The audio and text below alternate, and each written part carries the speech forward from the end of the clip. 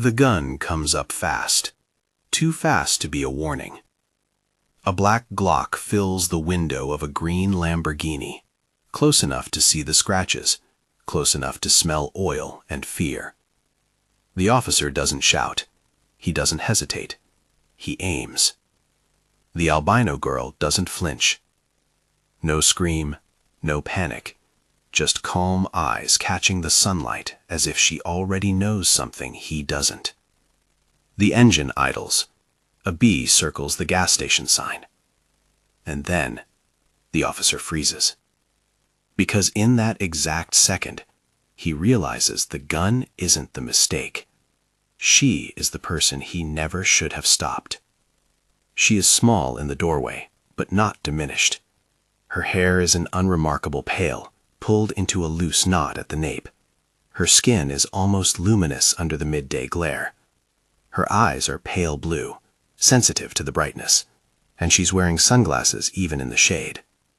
She is 28, precise in the way she clips a parking ticket from her phone into the leather wallet on the passenger seat, careful with everything that belongs to her because she has learned the cost of being careless. There is a diamond pin on the dash, something from a fundraiser, and a freshly embossed leather case with a lawyer's card that reads, Washington, Office of the State Attorney General. But in that moment, none of that is armor. None of it stops the thing the officer has decided to ask for. License and registration, he says, all command. The badge on his chest catches the light and lanterns the name. Dean. Rick Dean. The name is ordinary. The way he says it is not. He has a swagger that curls like smoke, a half-smile that does not reach his eyes. His cruiser door swings open. He plants a foot on the uneven asphalt, the heel of his boot digging into the gravel as he walks toward the car. She keeps both hands on the steering wheel as she slides the document across the spread of the dash. Her left hand trembles for the briefest instant. Not fear, calculation. She counts the seconds she has before the officer decides to escalate. She has been trained in the ways that matter most. How to be still, how to preserve herself, how to make a dangerous man believe he has the last word. What are you doing here? He asks. It is a rhetorical question. He knows. He circles the car like a predator choosing an angle. You know this place, right? This is our block. She answers plainly, with no reason to apologize, and her voice is steady. Das? Map app said this was closest. He snorts. The snort is a small contempt that expands. He got money on ya? He asks, deliberately casual. The question is an archer's arrow. In its wake, the gears of the confrontation shift from procedural to extortion. She has the money in the glove compartment, not ostentatious, not laden in stacks, enough to buy insurance and a deposit on a gallery space she's been saving for. Somebody has to pay for art, she reminds herself. She will not trade her dignity for it, but she will survive. Survival, right now, is evidence of sense and not surrender. He steps closer. The barrel is visible now, a matte black silhouette against the green of the car. He pronounces the command slowly, deliberately, as if practicing lines for a show he will tell his buddies about later. Get out of the vehicle. Now. She complies. Her knees touch the rough concrete, gravel biting through thin fabric as she kneels, palms splayed, the Lamborghini's engine ticking. The sun is merciless. She keeps her face turned toward him, but the sunglasses are removed and rest on the hood now, practical, not theatrical. For someone with albinism, she knows brightness is more than glare. It stings like acid if not mitigated. The sunlight makes her skin almost spectral. She is not a curiosity. She is a person meant to be treated as such. But the officer's eyes are on the money in her hand, not on the way light plays across her eyelids. He identifies wealth, not vulnerability. The badge amplifies a predatory calculus no one has taught him to resist. Empty your pockets, he says. He means more than pockets. His voice has a buoyancy, because somewhere recently he took a bet he thought he could cover. The debt that sits cramped in his chest is not new. The ledger of late payments, text messages from a number saved as Sal, and the lingering humiliation at the casino have been collecting like rust on his will. Tonight he will patch the holes with someone else's cash. She slides a slim envelope across the hood, $20 bills, a few 50s. Not enough for whatever he hopes to fix at the bookie, but she senses, like scent before a storm, that any refusal will escalate. She places her hands on her head then, as ordered. Gravel grates into the skin of her palms. Around them, the world seems to contract to the two figures in the gun. A radio crackles from the cruiser. A kid in a hoodie lingers by the C-store window with a slush in a paper cup. No one intervenes. No one will. He reaches. Fingers twitch toward the envelope. His thumb brushes one of her hands in a way that makes her flinch inward but not break. She calculates distance and timing. 1,000 small decisions happen in that suspended second. Don't bolt. Don't look like a threat. Do what he asks. Preserve the story like evidence. She wants to live long enough to make sure this moment matters beyond being an anecdote in some cop's bragging. She wants to hold him accountable in a place where power does not protect him. He pockets the money with the same casualness a man might pocket a dropped cigarette. He pockets it as if taking cash were a right that came enclosed with a badge. He straightens, and the Glock points at her chest, the shadow of metal darkening the pattern of her shirt for heartbeat. Move, he says finally, not waiting for compliance. He wants the scene to be tidy, the narrative to end with him as the man who disciplined an out-of-place car for driving through his patch. He wants a story he can tell in bars and buy his way out of with odd hours and fake sorrow. But something flickers across his face. Not recognition, something more animal, a twitch of the brow. For the briefest of breaths, his action stutters. His hand hesitates. It is not a freeze of cowardice. It is a freeze of perception. Across the gas station, a security camera, grainy and unglamorous, has angled just so. Behind a roll-up scrawl of graffiti, the lens has captured his silhouette like a photograph might catch a fly in amber. The instant of a thumb grazing a jacket, the moment the Glock clears leather, both are recorded in the grain of the camera's feed. He does not know it now. Seconds later, he will know he has been caught in a way that will make him stop breathing. The micro-freeze is brief. He recovers with a bark that is too loud for the space. Back in the car, he snaps. Now! She slides in, hands trembling as she starts the engine. The car feels like a living thing protecting her, its vibrations steadying the run of her pulse. She watches him through the rear view as he walks back to his cruiser, then slides behind the wheel and pulls away with slow, deliberate composure that masks the adrenaline behind her ribs. When she is 50 yards away, she calls. The number is programmed in. She presses it with calibrated calm. He answers on the second ring. Marcus Washington's voice is the sound of office doors opening, authority folded into reassurance. Chloe, he says, because that is the name she uses with family. She goes by many names in the city, gallery founder, benefactor, newsmaker, but here in phone call intimacy, she is still that child who learned to hide from storms under a father's umbrella. She chooses her words with the same ease she had choosing compliance a moment ago. She tells him what happened with Flourish, the location, the officer, the demand, the gun. Her voice is steady. It is not the tremor of someone in a panic, but the level readout of someone cataloging an act. The facts matter more than the soap of outrage. She describes the freeze, too, how his hand slowed for a fraction, and she does not know why. She adds the small detail about the camera, the gas station attendant's nervous look, the license plate reflected in the pump's chrome. The voice on the other end shuts down. The office understands the language of a complaint, as both a domestic plea and an institution summons. A different register takes over in his voice. Stay where you are, Marcus says, not an order to his daughter, but to his apparatus. Don't go home, don't touch anything. I'm putting the SIU on it. There are many kinds of fathers in the city, those who excuse and those who protect. Marcus Washington chooses to transform private outrage into institutional response. He is the state attorney general, a man who has spent decades learning the ways the law can be leveraged into leverage for others. He has fought corrupt contractors and bad actors in courtrooms that smelled of old carpet and coffee. He knows even a single incident, carefully documented, can shift a system's tectonics. Within 40 minutes, an email appears in a quiet inbox at the State Building. Subject line 3 words. Urgent. Officer Dean. The SIU, a small cadre of investigators trained in both law enforcement and restraint, mobilizes. David Chen reads the note in a room that smells faintly of coffee and paper. He is a man of close-cropped hair and a habit of tapping a glass with a pen when he thinks. Where Marcus is thunder, David is the precise counterpoint. methodical, patient, insistent on evidence. He pulls in an analyst named Priya, a data forensic specialist who is good enough with metadata that she can make a cell ping read like a confession. David looks at the initial summary: gas station stop, Glock drawn, brief freeze, victim's assertion she is related to the state AG. They are cautious with those last details. High-profile ties invite blowback, and there is theater in a prosecutor's office when the key witness is kin to the one who signs their paychecks. But David is a prosecutor's investigator. He measures risk in warrants, not gossip. "We treat it like any other," he tells Marcus on the phone. "We document everything, we lock the scene, we secure the footage."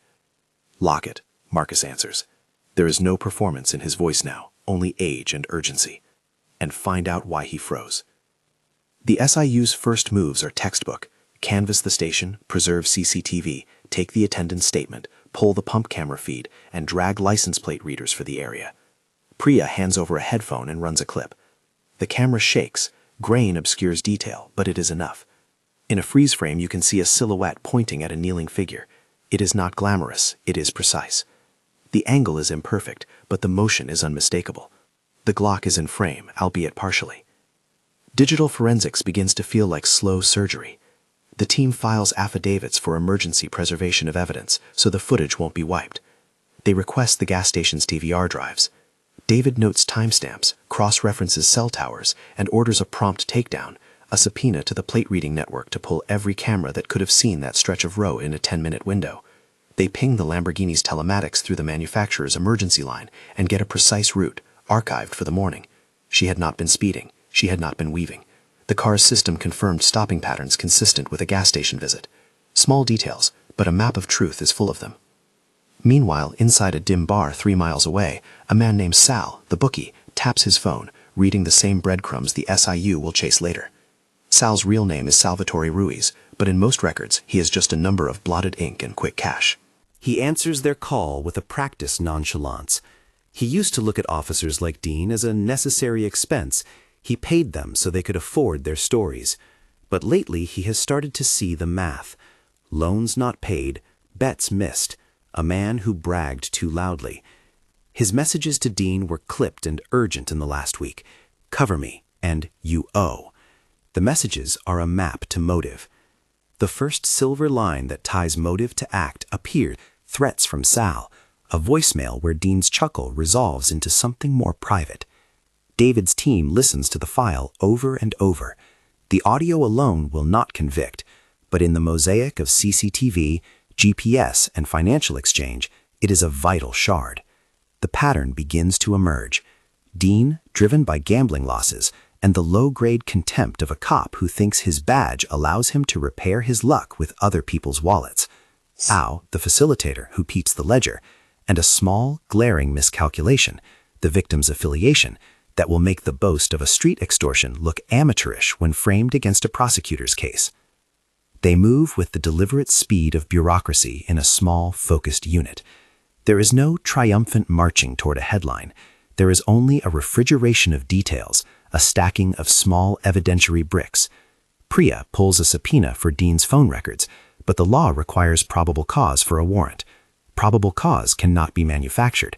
It must be composed from the raw notes of the scene. David drafts a complaint that will read to a judge like geometry: location, time, witness names, and a recording of a man's voice at the bar who had once bragged about shaking down a car like hers. They file for emergency preservation orders, so nothing is deleted while they wait for signed court paper. The investigation is not linear, it is a fan of activity. One analyst cross-references Dean's shifts and finds he has an unusual pattern of late-night calls to a single burner number. That burner pings to towers that overlap with Sal's bar. Another analyst finds his casino ledger: 3 nights of heavy losses. The world congeals into motive. As the hours pass, what was a private theft becomes charged with larger meaning. It is no longer merely a man taking money from a car. It is an officer exploiting an imbalance. It is an abuse of badge and trust that, when exposed, will test the blue wall that tends to hide these things. There are whispers inside the department, murmurs that such complaints from well-known citizens are often smoothed away, but the SIU has a latitude Marcus's office can grant, standing to request prompt action and the weight to ensure no piece of evidence is lost in the shuffle. Between the calls and data pulls, David goes to the gas station and speaks to the attendant more slowly than the first time, coaxing not only what the man saw, but what he felt. The attendant's hands shake as he mimics the officer's stride, a man who dominates space by filling it with aggression. The attendant refuses to give a name for the record at first. Fear is a currency they are loath to spend. But the presence of the state AG's office changes the ledger of risk. The attendant signs a statement. Someone photographs the scuffed concrete where she knelt, the exact angle of the pump head, the thin shadow where the Glock moved. Back in his office, Marcus keeps his face a neutral mask, but his jaw is tight enough that a colleague notices. He has spent decades prosecuting others while guarding his own family from the glare. The idea that his daughter could be humiliated by the very men charged with public safety enrages him in a way he rarely allows to show. He resists a father's instinct to interfere. He trusts the system he commands to respond. That is the promise of the office, to make private injuries into public law. The SIU picks up something small but telling. Dean had bragged weeks earlier to a circle of officers in a squad room about stopping drivers who looked like they belonged to the wrong kind of car. The bragging is the kind that unspools into behavior. Someone in the squad room had recorded his words on a phone, laughing along with him. The clip is low fidelity but combustible. In the clip, Dean's voice is loose, a shade of menace disguised as humor. It is not a smoking gun on its own. It is a social confession that slides into proof when bolstered by the rest. At 3 p.m, a reporter picks up a tip about a possible story, an officer and an expensive car and a citizen of prominence. The reporter's curiosity is a secondary current. He texts a colleague, who texts a friend at a local TV station. None of this becomes public yet. The SIU moves faster than gossip. They are careful to keep the file tight so that when it is opened, it does not leak like a sieve. The investigation takes a procedural turn when Priya pulls financials. She discovers an oddity. Dean's bank account has recent deposits inconsistent with his paycheck. The deposits are modest, cash funnels in chunks, consistent with someone skimming in the small transactions that go unremarked. Then she uncovers a wire from an account traced to Sal. The wire is labeled in a way that suggests booking fees. Everything leans toward the same conclusion. Dean had a shortfall and someone with a ledger had come to collect. They begin to stitch a narrative in the language the court understands. The officer's motive is greed. The method is opportunistic extortion. The victim is the daughter of a powerful man whose office has the authority to prosecute. DNA indicates a pattern. The crime itself is small. The cover-up aims to be grand. That is where the SIU's attention focuses, on the transition from a moment of theft to the construction of an obstacle. Did the department protect him? Did the chief know? Was there coordination? David calls for a discreet interview at the station with Dean's partner, a younger cop who smells like cheap cologne and regret. Partners often know what their badge brothers will not confess to a stranger. The partner's answers are evasive, practiced. He nods and says Dean has been stressed lately. Nothing novel. But in the pause between questions, he admits Dean had been making side deals. The partner swallows and offers the offsetting detail that Dean trusted certain guys he shouldn't have. It is the kind of slip that the SIU can translate into corroboration. Within 48 hours, the first warrants are drafted, to seize Dean's phone, to preserve his casino footage, to compel records from Sal's account activities. Marcus signs the request with a steadiness that belies a fire. The judge, reading the affidavit, is swayed by the accumulation, the camera footage, the witness statements, the financial anomalies, the victim's composed account. The warrants arrive with the gentle finality of court stamps. But this is not the end game. The SIU knows well that courts are not confession machines. Every warrant must be used properly. Every chain of custody must be recorded. Forensics must produce clear, indisputable files. They do not raid the man's life like a mob. They do it like surgeons. There will be no dramatics for drama's sake. The law demands a rhythm: affidavit, warrant, seizure, inventory, filing. And the SIU respects that rhythm because it knows that the strength of a prosecution rests on discipline. Meanwhile, the city watches in a different register. The small political engine of the place churns. Council members murmur about optics, rank-and-file officers whisper about loyalty, and community activists smell a test. Old fractures in trust crack open again, but now there is a mission shaping into form on one side and denial pressing on the other. And somewhere in the city's folded neighborhoods, Rick Dean goes about his day with a different knowledge. The money in his pocket is fading into the shape of an investigation. He is careful, more careful than before. The freeze at the gas station is a ghost that will return to haunt him. For now, he continues with the kind of small patience Vice breeds, counting bets, answering Sal and clipped messages, telling himself it was one time, a clean take. He begins to reframe the stop as a necessary inconvenience, not a moral failing. Denial is a costume that fits many men in his occupation. As night falls, the SIU's whiteboard fills with colored strings. Times, phone numbers, DVR clip IDs, witness names. Each colored line is a possible path to accountability. David stands in front of it and taps a dry erase marker against a single node, the camera that caught the hand hesitate. "We're going to need that frame in full," he says to Priya, who nods.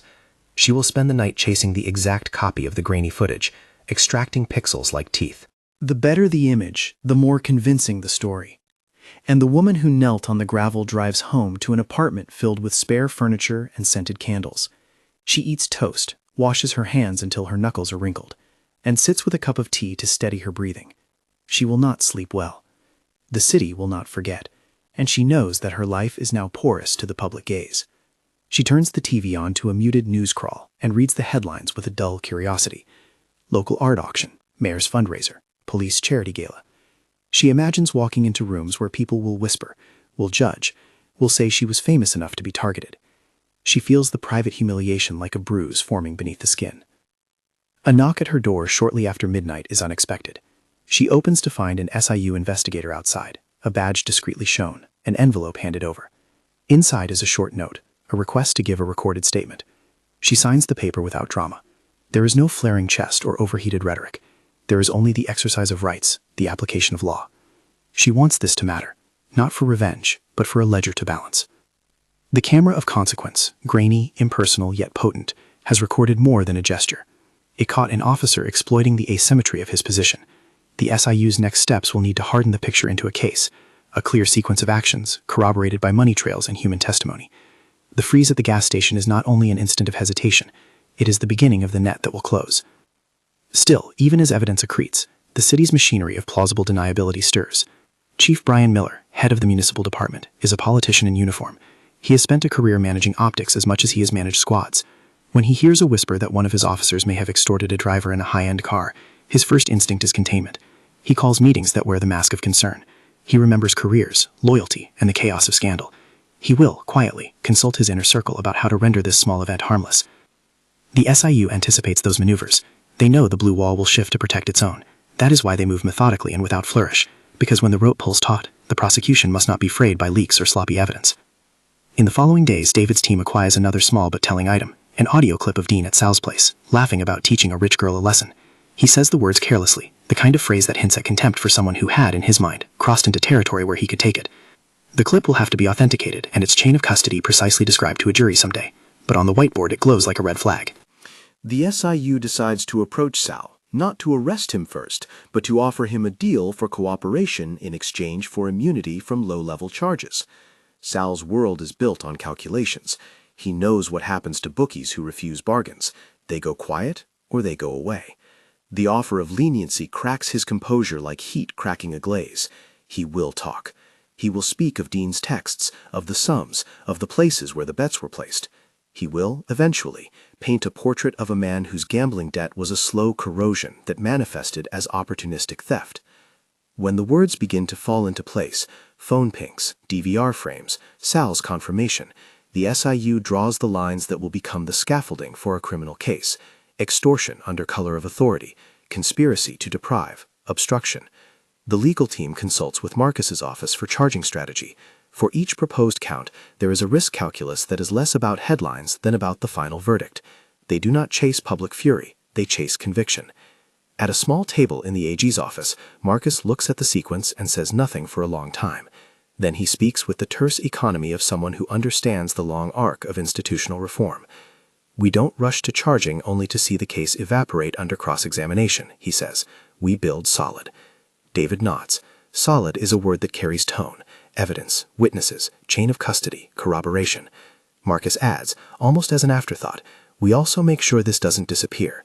It is not only about one officer now. It is about whether a department will continue to operate as its own protectorate or whether it can be forced to accept oversight." The woman with albinism, Evelyn, though she still sometimes answers to Chloe with friends, is told gently that her file will be handled with the care of someone who understands risk. She asks one question, very measured. Will this change things for others? It is not rhetorical. Her life had already introduced her to the mechanics of visibility, how attention can be both armor and exposure. She has seen how a case can create policy or fade into another file drawer. Marcus's answer is both practical and blunt. It will start a process. He does not promise wholesale reform. He knows better than that. We will pursue accountability. We will insist on changes where needed, but change is slow. It will be contested. She listens. She does not require the comfort of a tidy ending. She only insists that the moment she endured not be chalked up to private misfortune. She wants the future to be different for someone who may not have the public's attention. That insistence will guide her choices in the weeks ahead. And in the small, practical maneuvers that follow, the SIU takes custody of the DVR drives, they secure the attendant's signed statements, and they subpoena Dean's shift logs. They pull the casino footage under warrant and queue up hours of grainy footage that will later be analyzed frame by frame. Priya extracts metadata from the video of the squad room boasting.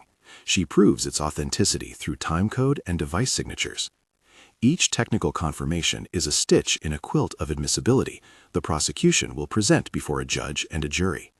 As the unit prepares to move from collection into action, they face the bureaucracy that guards against abuse of power, including their own. They prepare affidavits with meticulous citations, consult with prosecutors on a charging memorandum, and coordinate with internal affairs to ensure parallel processes don't cross wires. The legal choreography is deliberate. The SIU wishes to avoid the spectacle of a case undone by procedural error. Yet even as paperwork accumulates, the human toll of the incident persists. Evelyn goes to an exhibit opening the following week, not because she is brave, but because she refuses to yield public life to terror. She stands beneath glass art and meets the eyes of patrons who see her as a headline rather than a neighbor. The press is not there yet. The case is still in evidence. She moves through the evening aware that each step could be interpreted, misinterpreted, or weaponized. She is learning to be a public person without allowing the public to define the limits of her suffering. Inside precinct hallways, rumor swells into allegiance. Chief Miller convenes a meeting with senior staff to soft-pedal the danger. He is conservative in action, but not in language. He speaks of fairness to officers and of protecting reputations. Others, uncomfortable, shift their weight and say nothing. The blue wall is not an ordered conspiracy so much as a culture of mutual protection. It is the feel of colleagues who have shared coffee and trauma. To breach it requires not only proof, but the appetite for conflict, and Marcus Washington's office has both. On a rainy Thursday evening, the SIU serves the first warrant on Dean's locker. It is performed in public to signal process, not spectacle. A lock is cut, and someone photographs what is removed: a duffel bag, a badge, a firearm documented in inventory. The inventory sheet is a small object of legal power. It will be presented at trial as a record of a man in the act of being questioned. It is not yet guilt. It is evidence preserved for legal resolution. A neighbor of the gas station, a woman with a small boy, is interviewed by an SIU investigator while holding a thermos. She describes a man who walked with a certain entitlement, who chuckled as the car owner obeyed orders. She says she did not go outside because she was afraid of what the cop might do. Her fear is part of the social texture the SIU must show to a jury. But fear is not irrational when the man with a badge knows how to weaponize the space between law and life. As the days pile into an inexorable sequence, the frieze at the gas station blooms into a trail of material that, if properly assembled, will no longer be a private indignity, but a public case. The SIU files motion after motion, the prosecutor's office prepares indictments, and the woman who knelt on gravel starts to prepare for a different kind of exposure, one that demands testimony, cross-examination, and a level of composure that had served her in moments of danger and will serve her in moments of scrutiny. There is a particular stillness in the office as the team waits for a judge to sign the final warrant that will allow them to seize Dean's phone and the booking records from the casino. The signature will not create guilt. It will create the ability to ask questions that may or may not be answered. The legal process is a series of doors that open only after a judge is satisfied that the hinges are not being used as levers for harassment. That is the threshold the SIU must meet. At the same time, a different pressure builds: the public narrative. Marcus's office instructs a small communications team to prepare for press contingencies, what to say, and more importantly, what not to say. Transparency and restraint are twin obligations. They plan no press conference yet. They will wait until the evidence is both compelling and presentable before allowing the story to be amplified.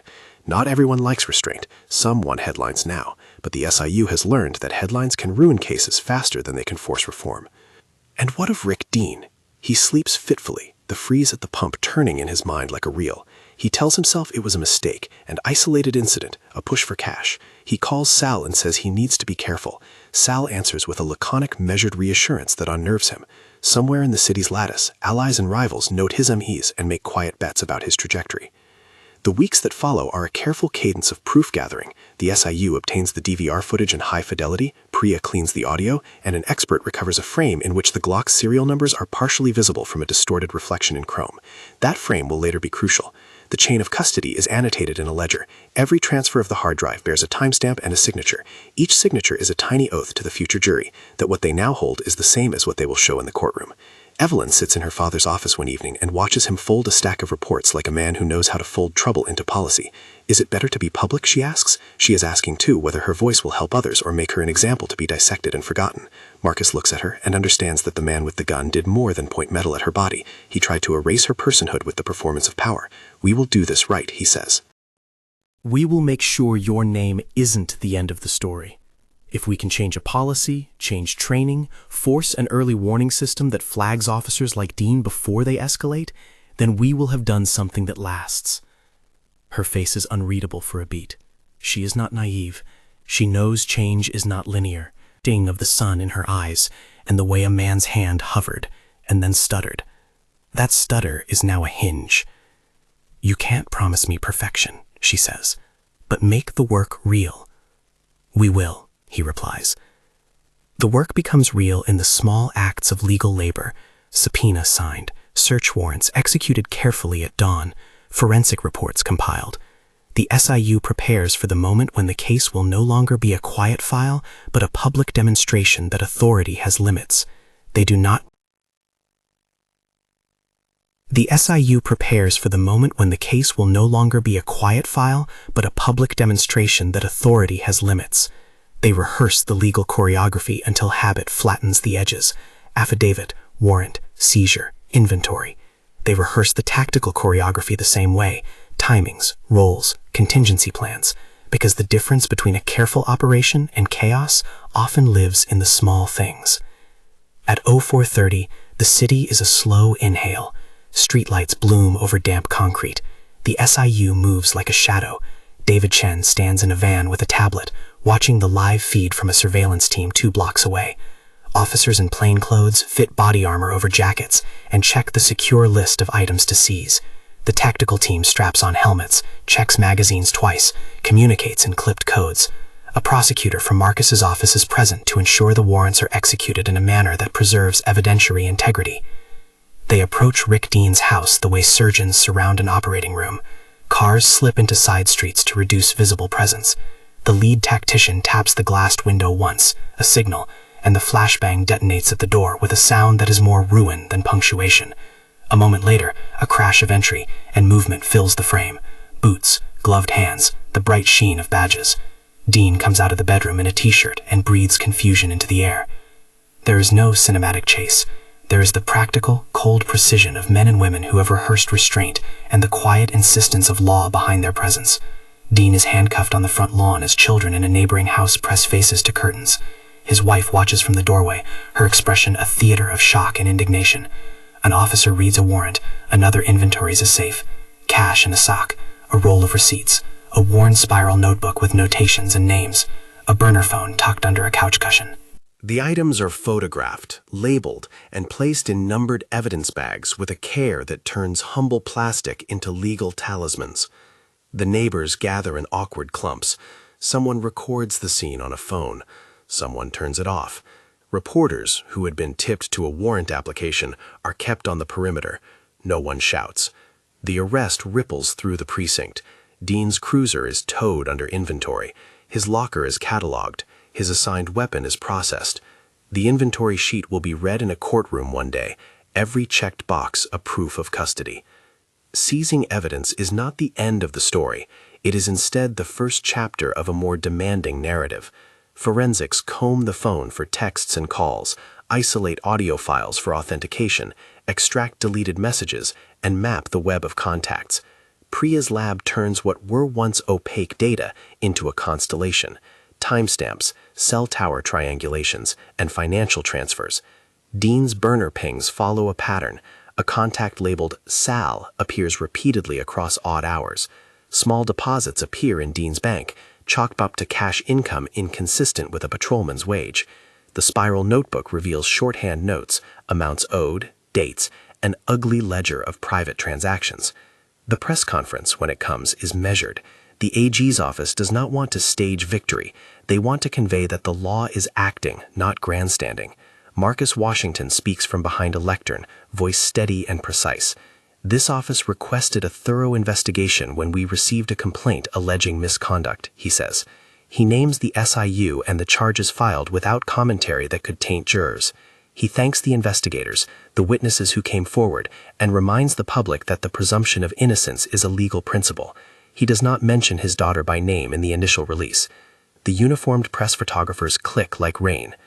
The arraignment follows. Dean is led into a courtroom with a face that has not yet learned the humiliation of a body in the dock. Bail is set. The judge's gavel is a small, indifferent thunder. Dean's defense counsel is a pragmatist. Attack the evidence, cast doubt on chain of custody, suggest an overreach by prosecutors eager for headlines. It is a familiar playbook. The SIU responds with discipline. Chain of custody logs, attorney-approved affidavits, and airtight forensic reports are their counterpunches. Pre-trial is a war of motions. The defense moves to suppress the gas station footage, arguing it was obtained without adequate grounds. The prosecutors answer with the preservation order sealed the night of the complaint, the signed affidavit from the attendant, and electronic timestamps that prove probable cause. A judge ultimately denies suppression. The feed is allowed.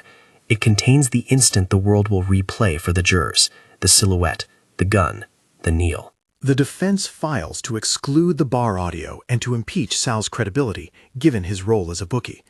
The prosecutors respond with corroboration and the offer of a plea deal to secure testimony.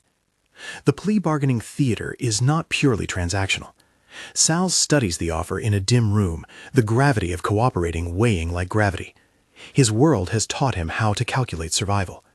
Immunity for low-level offenses in exchange for testimony is a bargain he accepts with a gauntlet of resolve. He will sit under oath and tell the truth as he knows it, even if that truth implicates men he once called friends. The trial begins in late spring.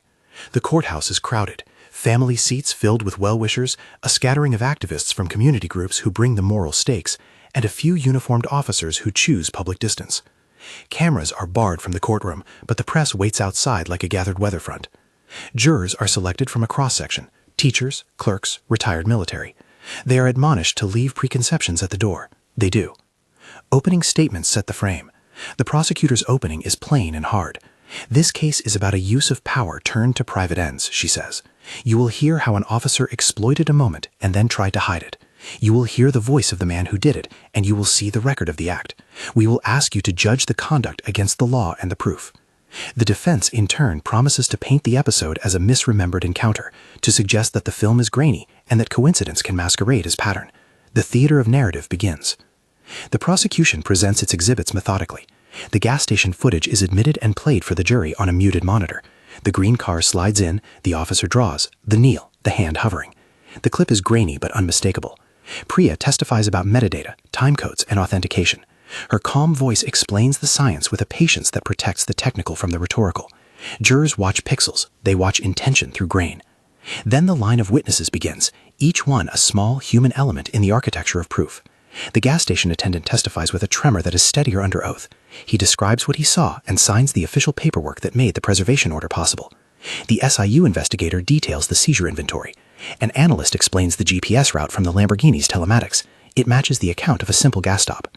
Sal's testimony is the one that draws a held breath. He sits beneath oath, hands folded. He speaks in a voice that is at once weary and brash. Under cross-examination, he answers plainly. Yes, he took bets. Yes, he handled cash. Yes, he had an ongoing financial arrangement with Dean. He says Dean called, he demanded funds, and he encourages the court to listen not only to his words but to the corroborating records. The defense tries to paint Sal as a liar with an axe to grind. The prosecutor peels that away with ledgers, bank statements, and messages that line up like streetlights, Sal's words bridged by paper. The low domestic notes of Dean's phone recordings are played next, an admitted clip of him boasting at a bar, a loose laugh followed by a phrase that makes the courtroom ache. Teach the rich girl to mind her place. It is not elegant, but it is telling. The defense objects to the context. to the prejudice of character evidence. The prosecution answers that motive, context, and repeated behavior are admissible. The judge allows the clip. For some jurors, words are evidence as plain as fingerprints. Chief Brian Miller is called as an adverse witness, subpoenaed under the theory that the department's reactions and internal communications are part of a pattern of obstruction. Chief Miller's testimony is a careful performance of managerial distance. He answers questions about departmental training, about handling complaints, and about oversight policies. Under persistent questioning, though, he concedes that internal chats used the word handle in relation to officer issues, and that he was informed early but did not immediately open a formal investigation. The transcripts show a lapse between notice and action. The rhythm in his testimony tilts toward defensiveness. He denies direct knowledge of any coordinated cover-up. The prosecutor presses on the timeline, the delay that allowed a potentially critical DVR to be at risk. Chief Miller's face tightens under the pressure of cross-examination. He is an institutional figure in a slow-motion telescopic lens. One of the most vivid courtroom moments arrives when the prosecution calls Dean's partner. The partner sits as if the weight of a badge is heavier when held under oath. He is younger and speaks haltingly about Dean's late nights and his guarded conversation about money. Defense counsel attacks his bias, suggesting resentment or a desire to shift blame. The partner's voice cracks once. He speaks again about loyalty and about the moment he chose law over instinct. It is a small moral fulcrum on which jurors pivot. Finally, Evelyn is called. She walks in with the same composure she had on the pavement months earlier. There is a small blush of cameras from the gallery where family sits. She is asked to recount the afternoon at the gas station, to describe the gun, the order to kneel, the exchange of cash, and the micro-freeze of the officer. She answers succinctly. She does not ask for sympathy. She offers facts and feeling, the difference between accuracy and performance. When the cross-examination begins, the defense attempts the old tactic, suggests that because she is privileged, she had motive to exaggerate or to elicit a reaction that would reflect poorly on local law enforcement. The insinuation is an old thread of victim blaming. Evelyn's answer is both precise and weary. "I wasn't interested in headlines," she says. "I was interested in being safe. I reported the incident because I believed it mattered." She explains the mechanics of her decision-making in the moment, the calculus of compliance and survival, and the reasons she trusted the SIU to do the work. The prosecutor, sensing the fragility and power of that testimony, does not seek drama. She seeks clarity, and the jury listens. The trial's rhythm is alternately forensic and intimate. Experts explain how digital forensics can authenticate audio. A retired detective explains the behavioral pattern of officers who use their badge to extort. The defense calls a character witness for Dean, a long line of commendations earlier in his career, a community outreach profile that creates an image of a man at odds with his alleged behavior. The prosecution responds with the ledger of repeated messages and recorded boasts, and with the ledger of a man whose gambling habits had become a public danger. On the fifth day of deliberation, or rather the day the jury retires, deliberation is shorter than the public expects. They return with a verdict of guilty on multiple counts: extortion under color of authority, conspiracy, and obstruction. The courtroom that had been a theater of arguments releases an audible, collective exhale. Dean's face is slack with the shock of consequence. He had lived in a culture that told him his badge made him visible in an amplified way. Seeing the jurors' unanimous decision is like removing a veil. Sentencing follows weeks later. The judge, draped in robes, speaks to the gravity of elected trust abused. "An officer is entrusted with public safety," she says.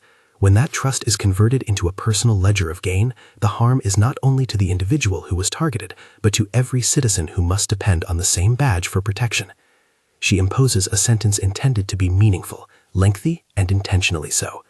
It is a punishment that echoes accountability, but it is also, in the prosecutor's language, a step toward restoration. The verdict is not the final court. Civil litigation moves in parallel. Evelyn, represented by civil counsel experienced in damages and reform suits, files a suit against the department and the city. The complaint is not only about monetary recompense, it seeks systemic change: an independent monitor, institutional consent decrees, mandatory early warning systems, transparent complaint mechanisms, and funding for community oversight.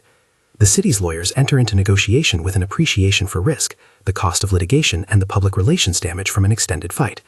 Months of mediation yield a settlement sizable enough to be consequential. More important than the headline figure is the consent decree hammered out in the drafting rooms, a court-supervised agreement that obliges the department to change policies, implement body-worn camera audits, adopt early warning data systems, provide training in de-escalation and implicit bias awareness, and submit to outside monitoring. The decree will last years, not days. It will not cure systemic issues overnight, but it will build scaffolding for institutional change and external accountability. Evelyn chooses to invest some of the settlement into a public-facing initiative. She forms a foundation, named not for spectacle but for work, focused on legal aid for victims of misconduct, grants for community oversight groups, and funding for arts programs that bridge community understanding of public safety. She funds scholarships for forensic auditing training so community members can act as watchdogs with technical knowledge. Her foundation's initiatives are practical, aimed at the sometimes opaque seams where policy meets practice. The foundation's launch is not triumphant. It is quiet and purposeful. Evelyn speaks at a small hall, flanked by community leaders, SIU members, and family. This isn't about retribution, she tells the room. It's about a system that sometimes fails people we rely on. If our work reduces the number of frogs in a pot, the slow normalization of misconduct, then we have done something that matters. She speaks of accountability as labor, not catharsis. She speaks of her own ongoing work in therapy to manage seizures of anxiety and a heightened wariness around uniforms. The aftermath is complicated.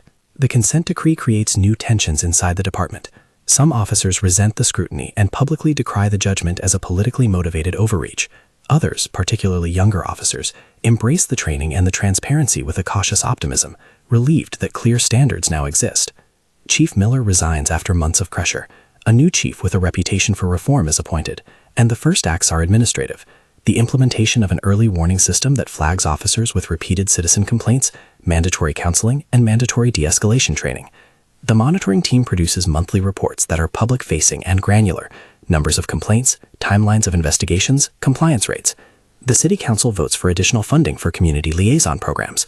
None of these changes erase the harm Evelyn experienced, but they are structural responses designed to reduce the possibility of recurrence. There are additional legal ripples. Dean's defense files appeals, asserting errors in the admission of certain evidence. Appeals are part of the system. They are a sober reminder that a verdict is rarely an absolute fulcrum. The prosecutors breathe with the knowledge that the case will be litigated in the appellate echo chamber for months, maybe years. The consent decree, however, is a living document and is less vulnerable to judicial reversal. Several months into the implementation of reforms, a neighborhood forum convenes in a community center. Evelyn attends and listens to stories from people whose interactions with police were fraught, but without the privilege of a high-profile prosecutor relative. They speak of pedestrian stops, of calls that went unanswered, of the calculus of whether to report an officer's conduct for fear of escalation. These stories are not cinematic. They are ordinary, and ordinary is where the work lives. Evelyn funds a mobile legal clinic from the settlement that parks at community centers once a week. Lawyers give free consultations, translate rights to community members who have often never had a lawyer look at a complaint. The clinic's impact is humble but tangible. For some, it is help with filling forms.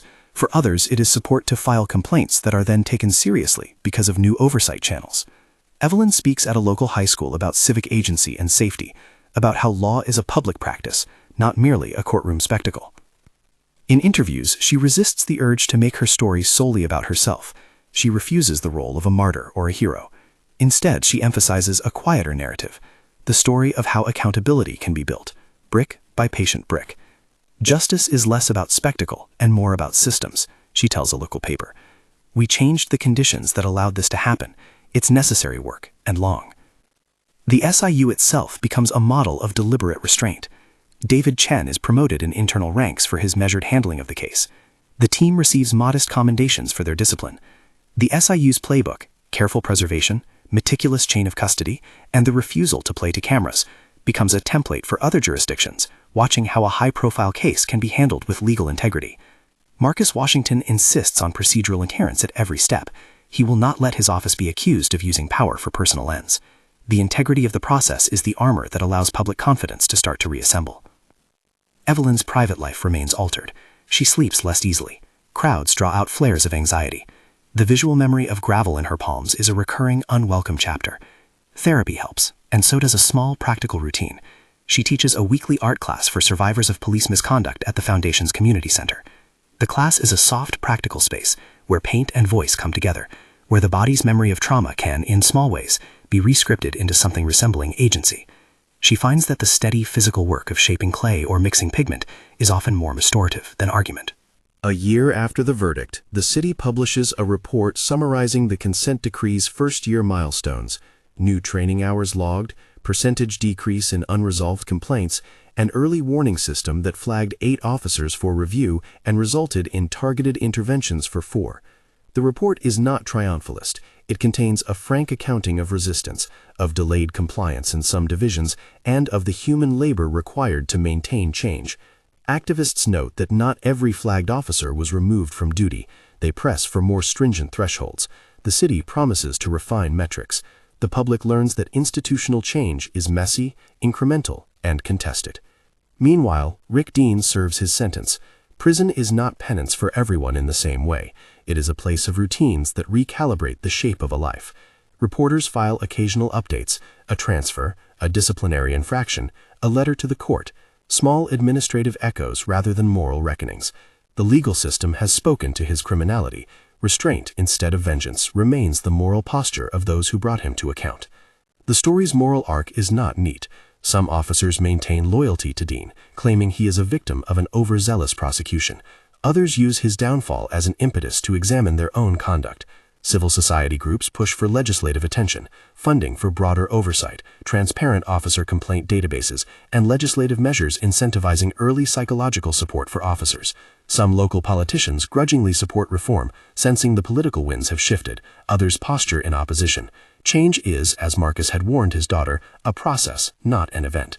Years on, the Foundation funds a study measuring the effect of the consent decree on citizen complaints.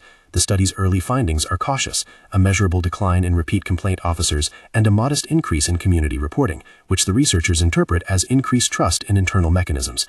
No dataset claims to measure dignity restored. No survey can quantify the precise meaning of a person's regained sense of security, but numbers, when aligned with human stories, help shape policy and funding. In quieter moments, Evelyn reflects on the strange geometry of power.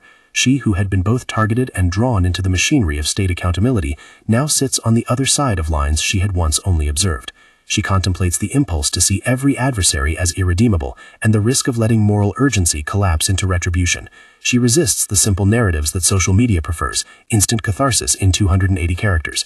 Her work, she repeats to friends, is a practice of patience systems, training manuals rewritten, oversight panels established, community trust rebuilt one meeting at a time. The city is never perfectly safer. New stories, new complaints, new failures surface with the continuity of human enterprise.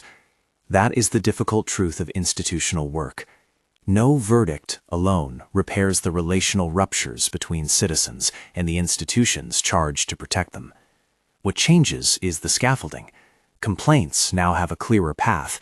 Audit logs exist where there were none, and officers cannot assume a silence will always cushion transgression.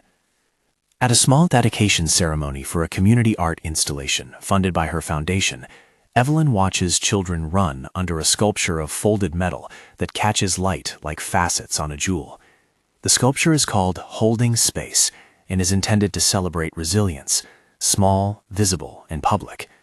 She thinks of the day on the gravel, of the freeze at the gas station that had become the hinge on which the case turned.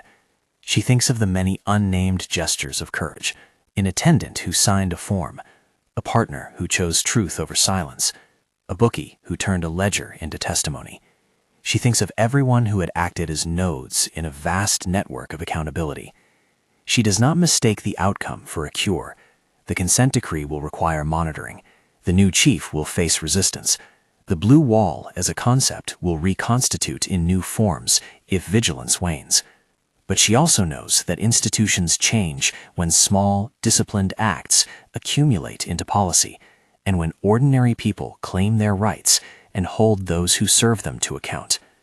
On the steps of the community center, as dusk pools in the alleys, Evelyn meets David Chen and Marcus. They exchange the modest courtesies of people who had shared work that blurred public duty and family. Marcus, older, looks like a man who has learned that law is as much about process as it is about principle. David looks like a man who keeps evidence like a ledger of truth, patient and stubborn. They do not pretend the work is done. They take stock. They make plans to expand training modules and to fund community oversight fellowships. The city keeps turning. People commute, stores open, The police answer calls. Some things revert to baseline. Some things do not. The consent decree remains a living instrument of accountability. The foundation continues to fund legal clinics. The SIU becomes less of an exception than a model. And Evelyn, who once knelt on rough gravel beneath a gawking sky, now carries the burden of a public life that insists on balance between private loss and public responsibility. A year from the trial, a local editorial asks, was the sentence enough? The question is the wrong axis, Evelyn thinks quietly when she reads it. Punishment answers one scale of justice. Prevention answers another. The work she chooses, building legal pathways, supporting community oversight, funding art programs that bind people, aims at prevention. It is slow and unglamorous. It asks for patience. At the edge of the city one late afternoon, she visits the gas station where the moment was recorded. The attendant recognizes her from a distance and gives a small, awkward nod. The pump looks the same, worn and ordinary. The neon sign still buzzes. She places a small plaque near the pump, a modest marker that says, "Remember, dignity belongs to everyone." It is not a monument to victory. It is a reminder that law and dignity are choices we make every day. If there is an abiding lesson, it is that accountability is a practice, not an event. It requires evidence and courage, legal precision and civic will. It needs people who will show up, not for applause, but to do the small, steady work of repair. Evelyn continues to show up. If you think about where justice begins and ends in moments like these, ask, what do we owe one another in public life? The verdict answered some questions.